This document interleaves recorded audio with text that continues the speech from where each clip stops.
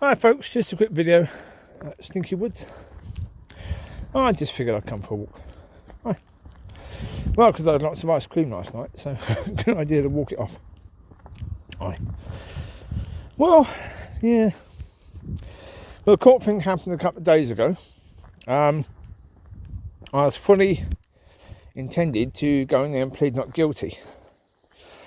But when I realised, well, before I even went in, I felt that God was saying, this is going to go against you today. And then the word sorry came afterwards. So it's like, oh, okie doke. Whatever. Okay.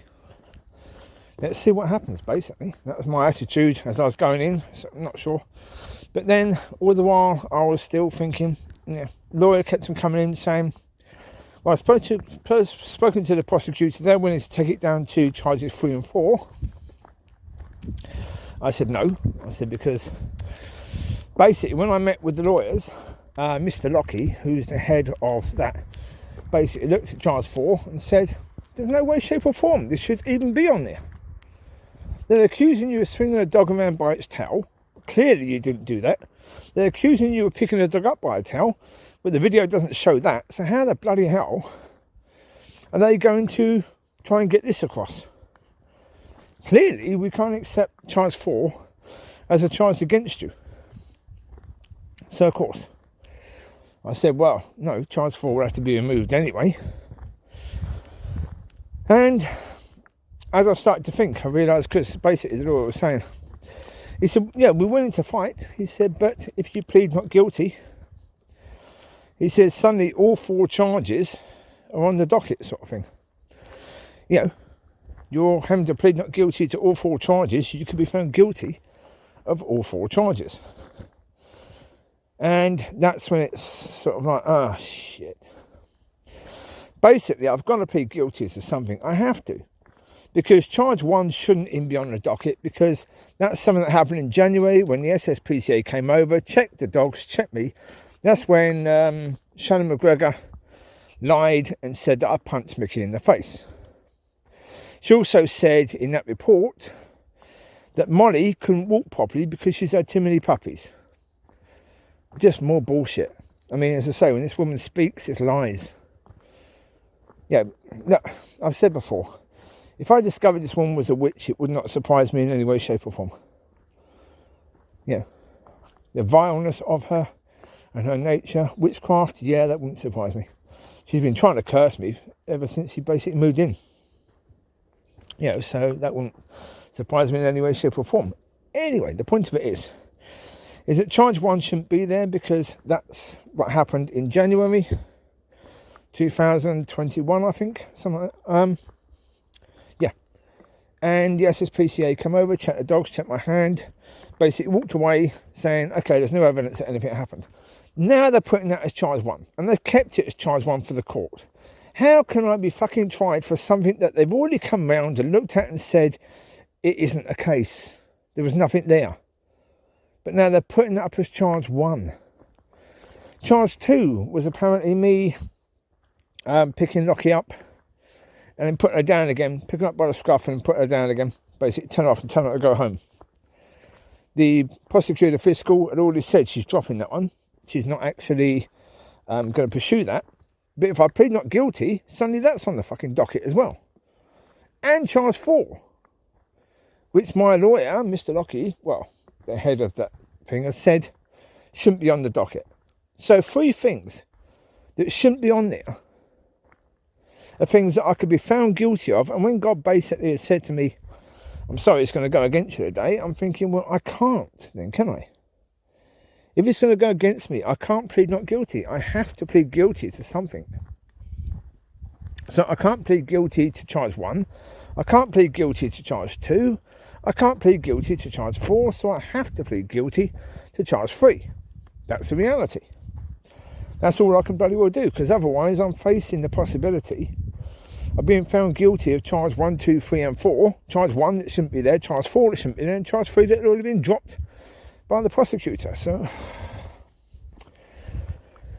and pretty much my lawyers had already said to me, yeah, they don't trust this system. Yeah, when it's a trial and you've got a jury, And you've got to be basically proven as guilty. You're innocent until proven guilty. That's one thing. They said, but in this, because it's a sheriff, and it is a trial, but because it's one person who's making the decision, they said, the SSPCA are going to say that the dog suffered. The vet's going to say that the dog suffered, even though there's no fucking evidence of that at all. And even though I, sought God on so many bloody occasions just to say, look, did they suffer? If they suffered, I'm going to plead guilty to it, no problem at all. Because if they suffered, I have to plead guilty because I'm guilty, right? Every time God said, no, they didn't. Now, the reality is, if they didn't suffer because God protected them, then that's not here nor there with regards to the court system, because the court system is not relevant as to why they didn't suffer. What's relevant is, did they suffer or not? But as I say, the problem is, it's not about you being proven as guilty. It's about whether the judge thinks you are or the sheriff thinks you are. And when my lawyers are telling me that the sheriff is going to think you are, and you'll probably be found guilty of all 4 charges, if that's the case. So it's, I was in there, I kept on saying to God, look, Father, please, you're telling me I'm innocent. Can you just have my back here? Can you just make sure that if anyone lies, that you do according to Acts? You basically, that person drops dead if they bloody well lie. And God was saying, no, he's not going to do that today. Okay.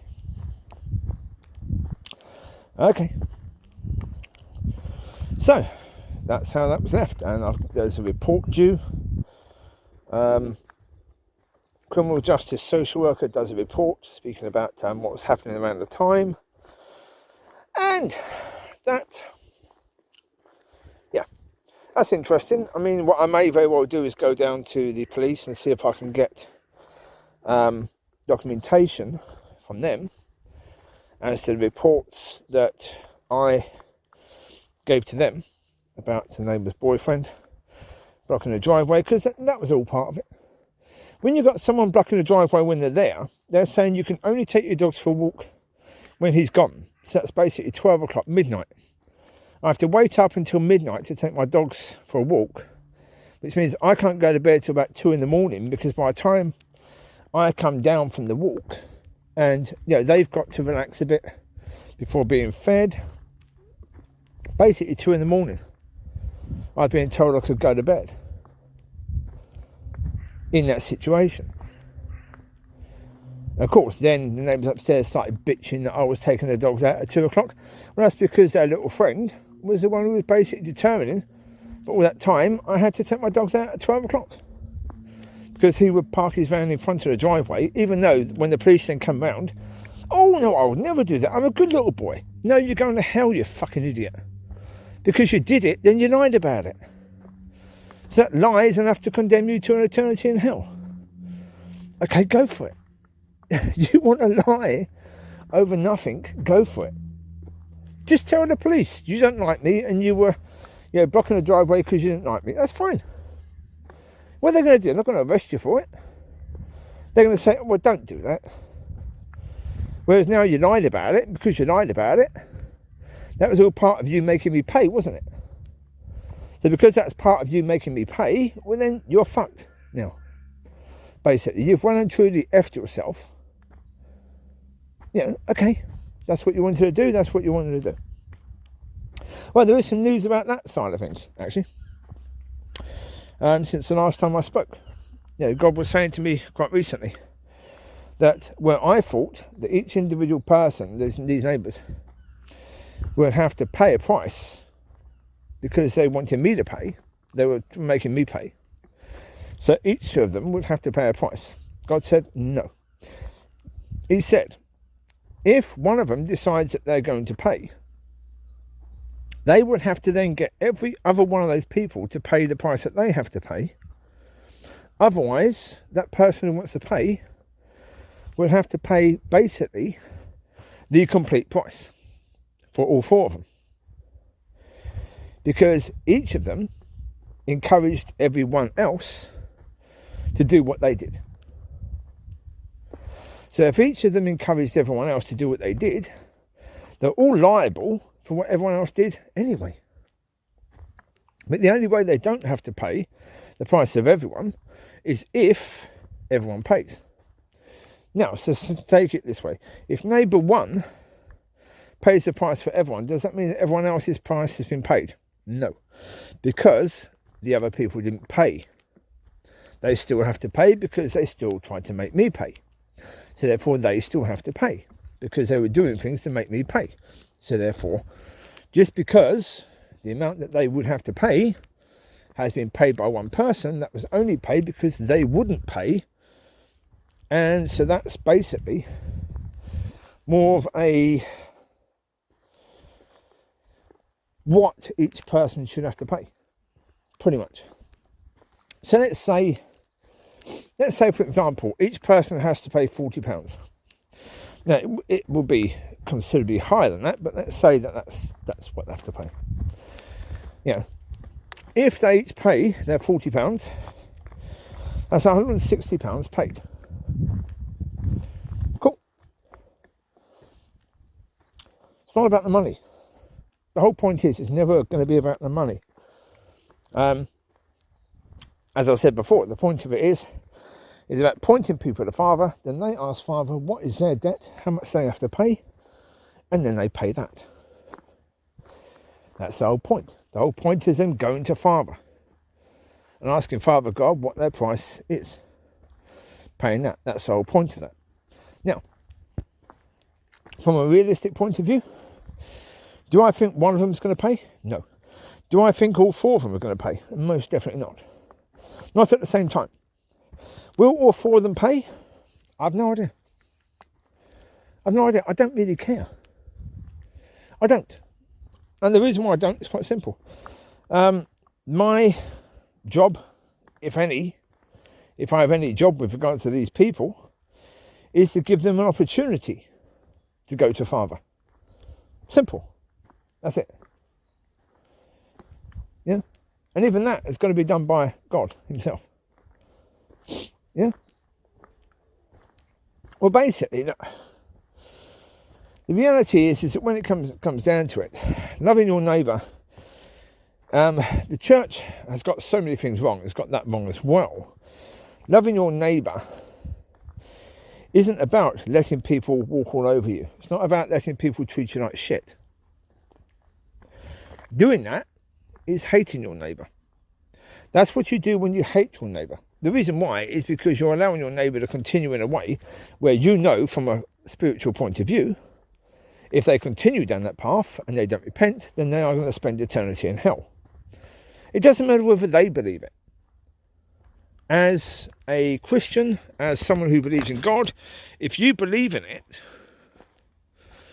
then allowing them to continue in that way is you saying not only that you do not give a crap about those people, but you actually hate those people because you are actively behaving in a way or encouraging them to behave in a way that's going to send them to hell. Loving your neighbour means asking God to bring things on them that's going to get them to focus on him and turn their life around. Now, as I say, with some people, love is going to work. You know, being nice to people, that's going to work with some people. But the problem is, with a lot of the people that are, you know, like you hear on YouTube, you know, the YouTube videos about entitled neighbours and stuff like that, r/slash does them and other people do them. Those people, no, love is not going to work with them. Consequences are going to work. Now, if you think about consequences, my response to anything like that is the most extreme consequences is really what you want to put on. That's what you want to do. You want to put on the most extreme. Why? Because you want to bring things around quicker. So if you go for something extreme, that's going to have an impact within days Whereas sort of light, gentle consequences, that could take years. Yeah, it's like you've got extreme counselling and you've got normal counselling. Normal counselling, yeah, you look at a counsellor, it takes 5, 6, 7, 8 years to get the person to realise anything about themselves at all. That's what the counselling is about, isn't it, basically? Whereas extreme counselling is you get to the point. You get to the point and you basically don't let up until that person is willing to face it. It works quicker.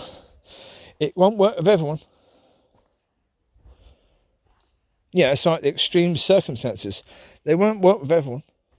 Yeah, there are a lot of people, you could curse them with the worst case of cancer that could spread through their body and they could die in a week, being absolutely and totally riddled with cancer. And all they're going to do is feel bitter towards the world. They're not going to go to God. They're just going to feel bitter towards the world. Now, sometimes that's still the appropriate thing to do. To those people, sometimes that is still the appropriate thing to do. The reason is someone who's often likely to do that is someone who's not going to repent anyway, and the world will be a better place without them. So who cares? If they get riddled with the worst variations of cancer and die within a week, great. Great. I couldn't give a shit. I really couldn't. I couldn't give a damn about the family of these people. If that happens, I couldn't give a damn about their families, because if they've actually encouraged their family members to behave and be like that, you deserve to see them suffer. You do. You know, the mothers, the fathers, the sisters, the brothers, the cousins, the friends, they deserve to see these people suffer if you've encouraged them to behave like a vile piece of crap human being. If you've encouraged them to do that, like all these cancel culture people who basically don't see value in other human beings. They don't. They want grace and mercy, but they're never willing to give it. If you're not willing to give it, then you deserve everything you bloody get.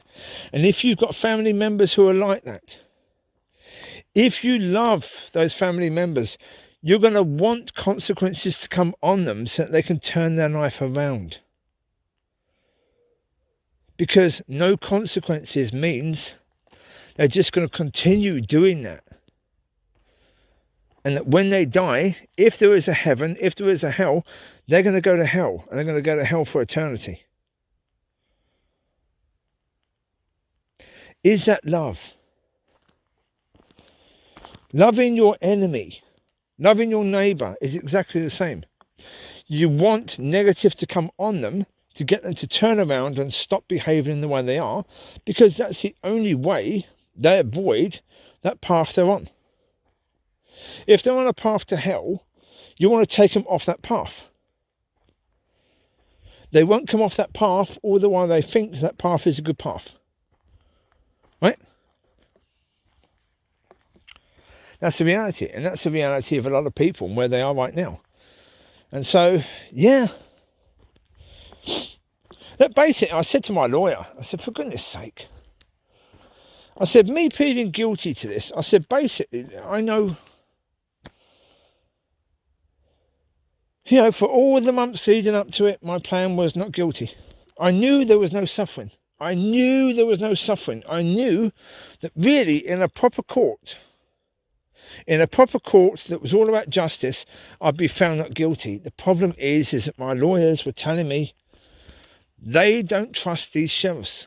They know these sheriffs, and they know these sheriffs are nasty. Nasty, nasty pieces of crap people who are not likely to look purely at the evidence. Yeah, they're going to be swayed by emotion. And my lawyers were telling me, even when I met them, you know, I agreed to plead guilty to half of charge 3. Of course, in the court situation, I couldn't get away with half. I had to go for the whole of charge free, which was annoying. All of it is bloody annoying, but in the end, there's nothing I can do. Right now. That's it. I have the report to do. That's in about 9 days' time. Now, of course, that's going to involve, the 2.5 years leading up to that. Both sets of neighbours. All what's been going on there. Yeah.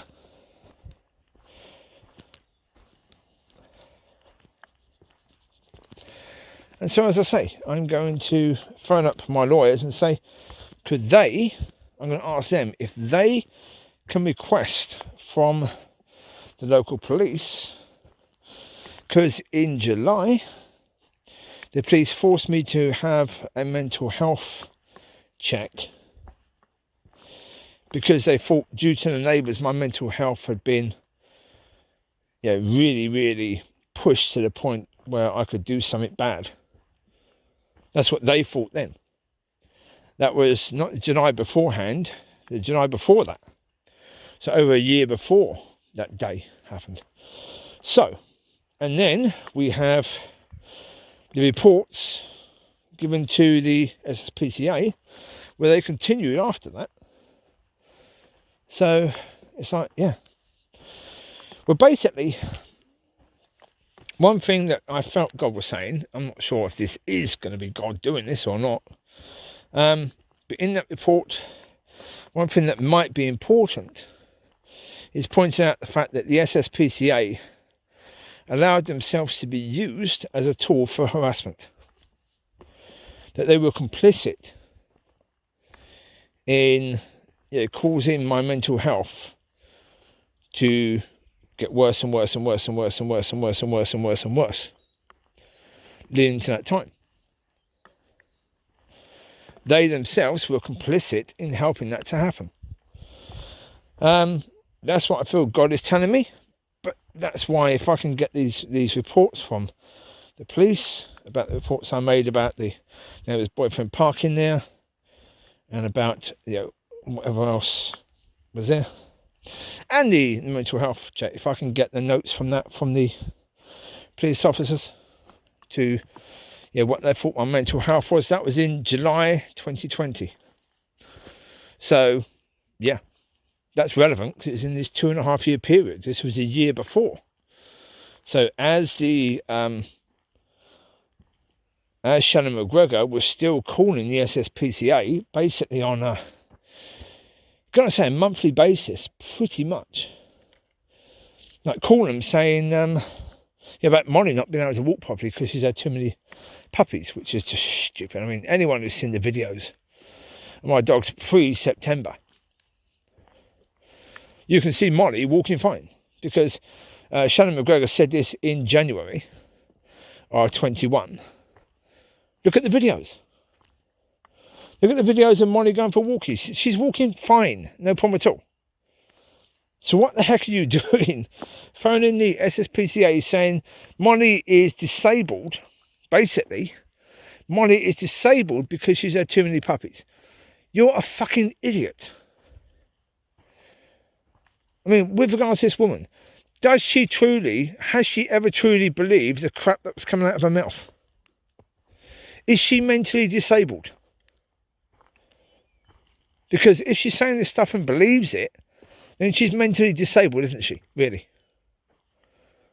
If she doesn't believe it, then she's a liar. And she's just been lying to try and basically get the SSP to come around and harass me, which they were delighted to do. So, of course, the report will have to mention all of this. But that's the point. Yeah.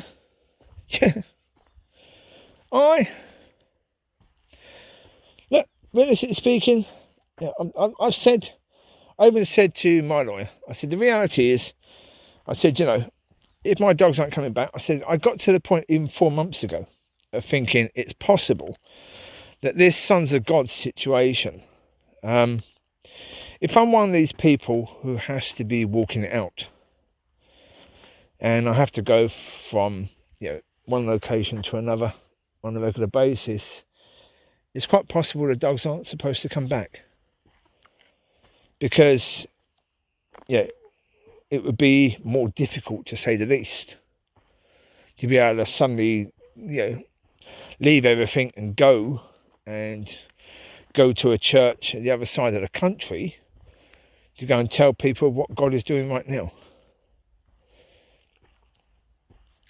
However, God is more than capable of finding ways around that sort of stuff. So, yeah. But as I say, 4 months ago, I came to the understanding that it's quite possible they're not supposed to come back. Even if I plead guilty, it's quite possible, or not guilty, sorry, that they're not coming back. That God maybe doesn't want them to come back. And that's okay. That's why, really, in December, that's one of the reasons why I didn't appeal the decision of the ownership being transferred of the dogs from me to the SSPCA.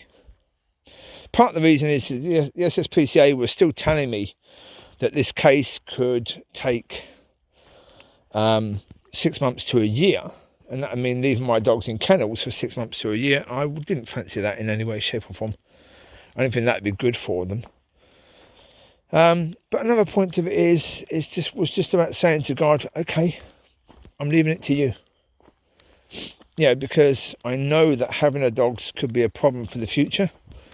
And I know really that when it comes down to it, the work that has to be done in the future is so immense and so blinking important that I can't put me having a dogs in front of that. So, and realistically speaking, I've done the best I can with them. I have. On that day, did I F up on that day? Yeah, I did. Did I hurt them? No. But certainly with Locki, launching her down the stairs, that thing. Did I know she'd be okay? Pretty much, yeah, I did. But the thing of it is that even in knowing that she'd be okay, should I have considered that maybe she could have got hurt? Yeah.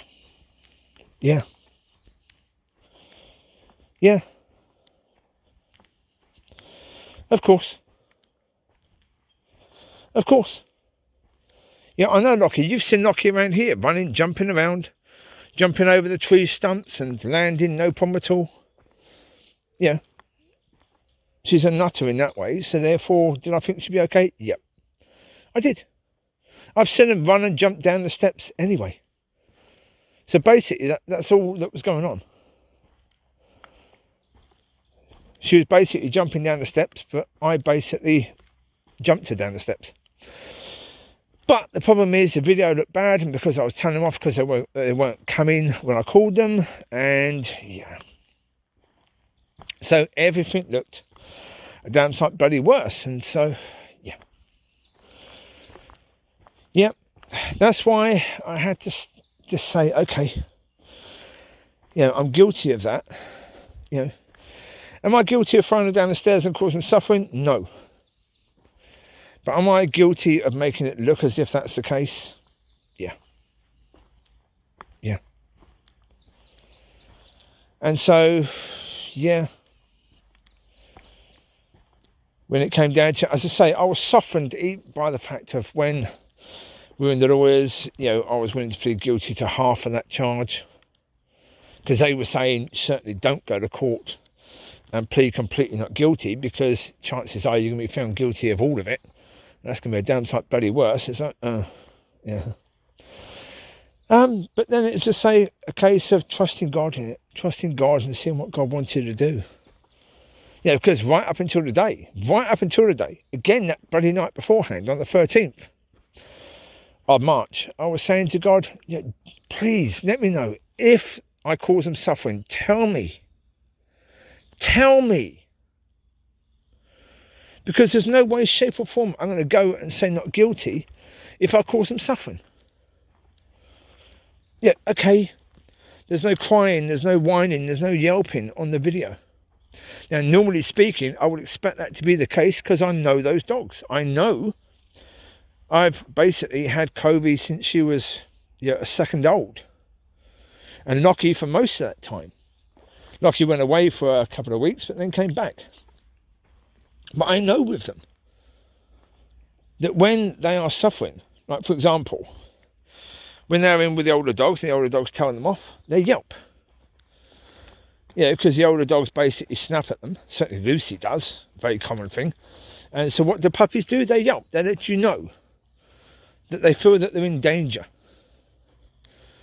Yeah, they're not happy. They're not comfortable with what's going on. They do that every time. So therefore, on that day, if they've been suffering, would they have let me know? Would they have let somebody know? Yes.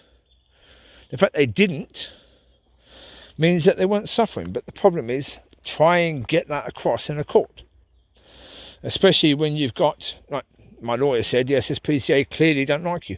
No, but the reason why they don't like me is because when they were coming over, I didn't like them because I knew that they were being used as a way of harassing me. And they were okay with that. So I didn't respond beautifully to them all the time, of course not.